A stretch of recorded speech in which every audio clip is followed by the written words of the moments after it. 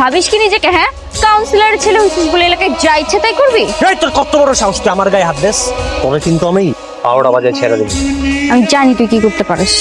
পিস্তল দেখাইলি কেন? মারবি? কি করবি? কর গুলি। বস পরে গুলি করেন, ওই আপনার থাপ্পড় দিছে, ওই আপনার অপমান করছে।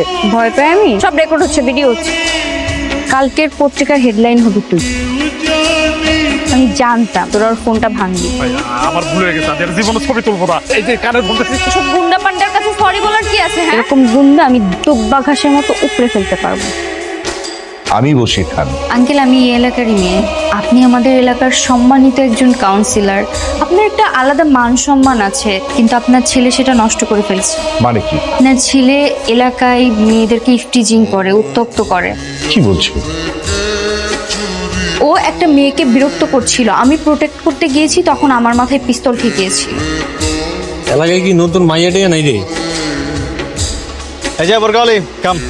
দেখেন ভাই, আমরা এলাকায় নতুন, আমাদেরকে বিরক্ত করবেন না। এলাকায় নতুন এটা তো আমিও জানি। তো তোমাদের চাঁদ মুখখানাগুলো একটু দেখি। তুই আর সেটা কে? বান্ধবী, আমার থেকে অনেক বেশি সুন্দর। দেখ আরামজাদা। রাস্তায় দাঁড়িয়ে দাঁড়িয়ে আমার মান সম্মান সব নষ্ট করতেছিস। বাবা তুমি? হ্যাঁ আমি। আর যদি নিজের চোখে না দেখতাম তাহলে তো আমি বুঝতেই পারতাম না আমার ছেলের এত অধপতন। আমার সাথে পাঙ্গা। তানিয়া, আমার স্কুলের ফ্রেন্ড। আজকের এই প্রেস কনফারেন্স ডাকার একটাই উদ্দেশ্য, আপনাদের সবার সামনে উন্মোচন করব আপনাদের প্রাণপ্রিয় কাউন্সিলর বশির খান আর তার ছেলের, ওর নাম তানিয়া, আমার একমাত্র মেয়ে। এই ছবিগুলো দেখো, বশির খানের ছেলে কিভাবে জনসমক্ষে অস্ত্র নিয়ে চলাফেরা করছে, পোরকা পরা মেয়েদের অসম্মান করছে। আমার মেয়ের কপালে অস্ত্র ঠেকে আছে, সে আমার মেয়েকে বিয়ে করতে চায়। এগুলো তো সব মিথ্যা কথা। এখন আপনারাই বলুন, আপনারা কাকে ভোট দেবেন? আজকে তোর কারণে আর মান সম্মান সব ধুলায় মিশে গেল। বাবা খুবই সিম্পল একটা বিষয়, তিলরে তাল বানাইতেছে।